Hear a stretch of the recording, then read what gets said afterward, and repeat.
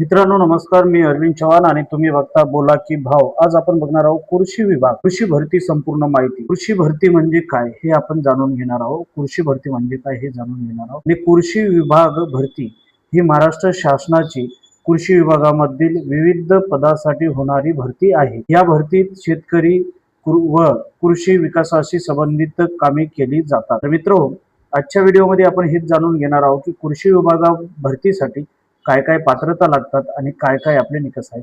भरती कोण घेतो हे आपण बघणार आहोत। बघा, आपली भरती कृषी भरती महाराष्ट्र शासन कृषी विभाग घेतो आणि प्रमुख पदे कृषी सहाय्यक, अग्रिकल्चर असिस्टंट आणि कृषी सेवक, कृषी अधिकारी आणि तांत्रिक सहाय्य, एकूण या 4 पदावर भरती होतात। तर या 4 पदाच्या भरतीविषयी आपण जाणून घेणार आहोत की आज भरतीमध्ये काय काय होणार। तर शिक्षण पात्रता काय लागणार।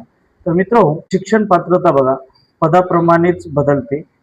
कृषी सहाय्यक सेवक 12वी पास आणि अग्रिकल्चर किंवा डिप्लोमा पाहिजे। यासाठी जर तुम्ही एखादी कोर्स केला असेल अग्रिकल्चर, तर तुम्हाला डिप्लोमा पाहिजे। आणि कृषी अधिकारीसाठी बीएससी अग्रिकल्चर, बीटेक अग्रिकल्चर आणि इतर पदासाठी संबंधित क्षेत्रातील पदवीधर। तर मित्रांनो, जर तुम्ही कृषी विभागामध्ये जर केलं असेल तर नक्कीच तुम्ही फॉर्म भरू शकता। आणि आता आपण बघूया, बघा वयोमर्यादा काय आहे। सर्वसामान्य 18 ते 38 वर्ष आहे, मागासवर्गीय 5 वर्ष यांना सवलत आहे, 5 वर्षांचं सवलत आहे। तर आता आपण परीक्षा पद्धत बघूया की परीक्षा पद्धत कशी होणार। बघा, परीक्षा पद्धत नाही का ऑनलाईन सीबीटी परीक्षा घेतली जाते आणि विषय कोणकोणते असतात हे आपण बघणार आहोत आजच्या व्हिडिओमध्ये।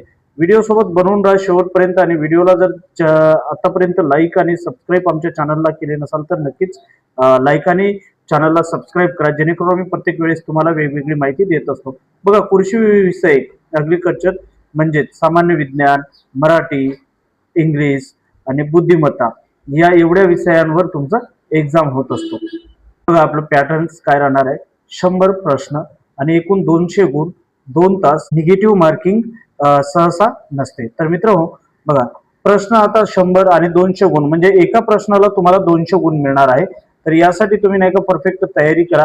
कृषी विभागाच्या भरतीसाठी काम काय असतं बघा, शेतकऱ्यांना मार्गदर्शन करणे, त्यानंतर नवीन तंत्रज्ञान सांगणे, एखादी नवीन योजना कोणती आली, नवीन तंत्रज्ञानाबद्दल माहिती देणे, शेतकऱ्यांचं मार्गदर्शन वेळोवेळी करत राहणे आणि पिकांची माहिती व योजना समजवणे। समजा एखादी नवीन योजना आली तर ती योजना परिपूर्ण नाही का शेतकऱ्यांना समजवणे, सरकारी योजना अंमलात आणणे। आता एखादी सरकारी योजना आणली तर त्यांना नाही का अंमलामध्ये आणणे आणि शेतकऱ्यापर्यंत पोहोचवणे। आता बघा, यानंतर पगार किती असतो, कृषी सेवकांना पगार किती असतो हे खूप प्रश्न असतो। आता बघा, यांना 20,000 ते 60,000 पदावर अवलंबून असतो, जसं त्यांचं पदानुसार असतो। त्यानंतर त्यांना डीए, एचआरए इतर भत्ते सुद्धा त्यांना मिळत असतात। तर कृषी विभागामध्ये याप्रमाणे दिलं जातं आणि तुमचं पेमेंट पद्धत या प्रकारे असतात। तर आता बघूया भरती कधी येते। बघा, कृषी भरती नियमित नसते आणि पण गरजेनुसार नोटिफिकेशन येतो, काही वर्षांनी मोठी भरती होतात। जर तुम्हाला भरती वगैरे जर द्यायचं असेल तर नक्कीच तुम्ही तयारी करा। आणि व्हिडिओ जर आवडला आणि तुम्हाला कृषी विभागामध्ये किती पदाची आणि पात्रता काय लागतात याबद्दल आज आपण बोललोय। जर व्हिडिओ तुम्हाला आवडला तर नक्कीच चॅनलला लाईक करा, सबस्क्राईब करा आणि शेअर करा।